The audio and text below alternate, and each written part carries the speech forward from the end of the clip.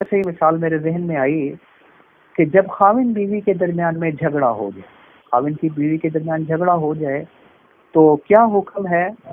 وہ حکم یہی ہے نا، تو فَبْعَثُوا حَكَمًا مِّنْ أَهْلِهِ وَحَكَمًا مِّنْ أَهْلِهَا، کچھ لوگ مرد کی طرف سے کچھ لوگ عورت کی طرف سے آ جائیں اور وہ حکم بن جائیں اور وہ کیا کریں، وہ معاملے کو حل کرنے کی کوشش کریں۔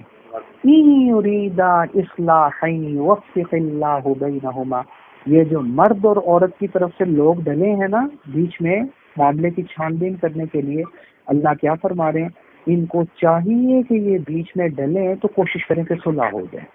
تو جس کی غلطی ہے اس کو سمجھا دیں کہ بھئی تمہاری یہ غلطی ہے، تم نے یہ کام نہیں کرنا آئندہ، اور جس نے زیادتی کی ہے اس کو بھی سمجھا دیں، اور جس کی طرف سے جو معاملہ خراب ہوا ہے اس کو سمجھا دیں، دونوں کے درمیان صلح کروا دیں، بھئی آئندہ ایسے نہیں کرنا، تم نے صلح ہو جائے گی۔ اس آیت کے اندر بھی اللہ تعالیٰ نے صلح ہی کی ترغیب دی ہے، تو مسلمانوں کی ذمہ داری ہے کہ اگر اس طرح کا معاملہ ہو جائے تو صلح کروا دیں۔ اب آپ دیکھیے، فَإِن بَغَتْ إِحْدَاهُمَا عَلَى الْأُخْرَى، اگر ایک جماعت دوسری کے اوپر چڑھائی کر دیتی ہے، بغاوت کر دیتی ہے، وہ صلح کرتی نہیں ہے، آپ کوشش کرتے ہیں صلح کی، وہ کہتی ہے میں نے کہا، وہ لڑائی وہ اور زیادتی شروع کر دیتی ہے اس کے ساتھ، صلح کے اوپر آمادہ نہیں ہوتی، اب کیا کریں؟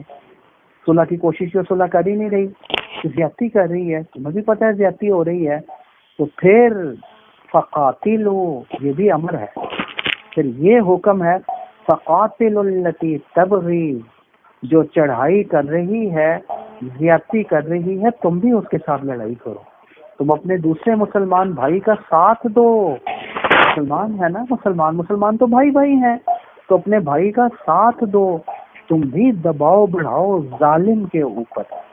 اب فرض کر لیے دو رشتہ داروں میں لڑائی ہو گئی ہے، ایک ظالم ہے ایک مظلوم ہے، اور آپ سمجھا رہے ہو لیکن وہ ظالم سمجھتا ہی نہیں ہے، وہ اور زیادہ چڑھائی شروع کر دیتا ہے، تو آپ کیا کرو گے؟ اب آپ کو حکم یہ ہے کہ آپ اس کے اوپر دباؤ ڈالو، کس کے اوپر؟ جو ظالم ہے۔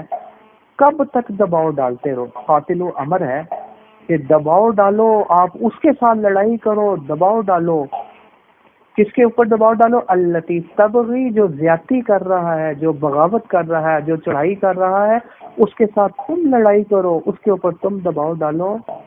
حتی آتا ہے یہ انتہا کے لیے، غایت کے لیے، کیا مطلب؟ کب تک لڑائی کرو، کب تک دباؤ ڈالو اس ظالم کے اوپر؟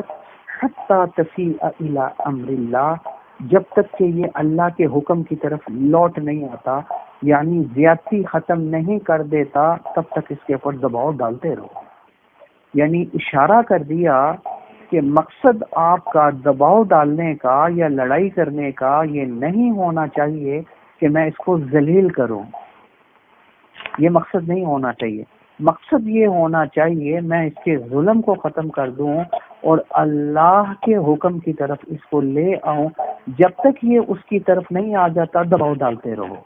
پھر فَإِن فَاءَتْ، پھر جب یہ لوٹ آئے اللہ کے حکم کی طرف، دباؤ ڈالنے کے لوٹ آئے، اب آپ یہ نہ کرنا، اب آپ یہ نہ کہنا اچھا پہلے تو ظلم کرتا تھا نا، اب یہ لوٹ آیا نا، اب یہ نیچے لگا نا، اب اس کو سمجھ آئی ہے ہمارے دباؤ ڈالنے کی وجہ سے، لڑنے کی وجہ سے، ذرا تھوڑا سا اس کو بھی مزہ چکھانا چاہیے، تھوڑا سا اس کو بھی تو ہم اس کے ساتھ بھی ذرا سختی کریں نا، نہ یہ تمہاری طرف سے زیادتی ہو جائے گی۔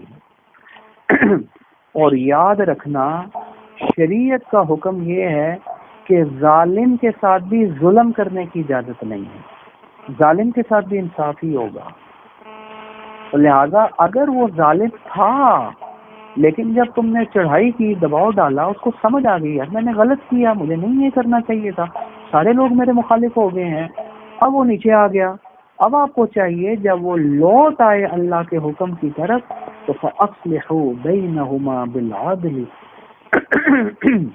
تو انصاف کے ساتھ ان کے درمیان صلح کرا دیا کرو، زیادتی نہ کرنا اس کے ساتھ، کیونکہ پہلے یہ زیادتی کرتا تھا لہذا اب اس کو مزہ چکھانا چاہیے، یہ پھر آپ کی طرف سے زیادتی ہو گئی، پھر آپ نے گناہ کا ارتکاب کیا، یہ نہیں کرنا بھائی۔ جب وہ لوٹ آئے تو انصاف کے ساتھ صلح کرا دو، وَأَقْسِطُوا، اور انصاف کرو، زیادتی کسی کے ساتھ نہ کرو، کیوں؟ ان اللہ یحب المقسطین، کیونکہ اللہ تعالیٰ انصاف کرنے والوں کے ساتھ محبت فرماتے ہیں۔ اس لیے انصاف کیا کرو کہ اللہ کے محبوب بن جاؤ گے۔ بڑی بڑی فضیلتیں آتی ہیں انصاف کی، لیکن بڑی افسوس کے ساتھ بات کہنی پڑتی ہے، ہمارے ہاں انصاف والا پہلو بھی بس بہت ہی زیادہ کم ہو گیا ہے۔ عام طور پر لڑائی جھگڑے معاملات جب ہوتے ہیں تو ہم دیکھتے ہیں پلڑا کس کا بھاری ہے۔ اگر میں اس کا ساتھ دیتا ہوں تو پھر اس کے بعد یہ میرے سے ناراض ہو جائے گی، دوسری پارٹی ناراض ہو جائے گی، تو پھر میرا یہ نقصان ہوگا، میرا یہ حرج ہو جائے گا، تو میرے لیے بڑی پریشانیاں ہو جائیں گی اس کو ناراض کر کے۔ لہٰذا میں اس کا نہیں، میں مظلوم کا نہیں، میں اسی کا ساتھ دے، یا میں خاموش، یا میں انصاف والی بات ہی نہیں کرتی۔ یہ بہت بڑا ظلم ہے، یہ زیادتی کرنا، غلط بات کرنا، یہ بہت بڑی زیادتی ہے، گناہ ہے، حرام ہے، گناہ کبیرہ ہے۔ اللہ نے اسی لیے فرما دیا انصاف کے ساتھ فیصلہ کرو، پھر بطور تاکید کے فرما دیا اور انصاف کرو اگر اللہ کے محبوب بننا چاہتے ہو، کیونکہ اللہ انصاف کرنے والوں سے محبت فرماتے ہیں۔ پھر حدیث کے اندر آتا ہے انصاف کرنے والوں کو قیامت والے روز اللہ تعالیٰ اپنا خاص قرب عطا فرمائیں گے، اور ان کی پیشانیاں یہ نور کی وجہ سے چمک رہی ہوں گی۔ بہت بڑا اور اونچا درجہ اللہ تعالیٰ ان کو عطا فرمائیں گے، دنیا رشک کرے گی ان کے اوپر۔ یہ اللہ تعالیٰ اس انصاف کا بدلہ، اس لیے انصاف کرے۔ آگے 10ویں آیت ہے انما المؤمنون اخوہ۔ یہ جو پیچھے آیا تھا نا کہ مومنوں کے درمیان اگر لڑائی ہو جائے کرے تو انصاف کرا دیا کرو، صلح کرا دیا کرو۔ انصاف کے ساتھ کیوں صلح کروا دیا کرو؟ بھئی مومن آپس میں بھائی ہیں، تو بھائیوں میں اگر جھگڑا ہو جاتا ہے تو صلح ہی کروانی چاہیے نا۔ تو ان مومنوں کو بھائی آپس میں ایک دوسرے کو سمجھنا چاہیے، اور بھائیوں کے درمیان اگر جھگڑا ہو جائے تو فَأَصْلِحُوا بَيْنَ أَخَوَيْكُمْ، پھر تم اپنے بھائیوں کے درمیان میں صلح کروا دیا کرو، اور کسی کے ساتھ نا انصافی اور زیادتی والا معاملہ نہ کرنا۔ وَاتَّقُوا اللَّهَ، اللہ سے ڈرو، اللہ ایک ایک چیز دیکھ رہے ہیں، اور قیامت والے روز تمہیں جواب بھی دینا ہوگا۔ اللہ سے ڈرو تاکہ تمہارے ساتھ رحم والا معاملہ کیا جائے۔ اشارہ کیا اگر انصاف کے ساتھ صلح کراؤ گے تو پھر اللہ کا قرب ملے گا، انصاف والوں میں لکھے جاؤ گے، پھر اللہ تعالیٰ کی رحمت بھی اسی صورت میں متوجہ ہوگی جب اپنے بھائیوں کے درمیان انصاف کے ساتھ صلح کراؤ گے اور شریعت نے جو حکم لاگو کیا ہے اس کے اوپر عمل کرو گے۔ اللہ تعالیٰ ہم سب کو ان کے ہی سنی باتوں پر عمل کرنے کی توفیق عطا فرما دے۔ وآخر دعوانا ان الحمد للہ رب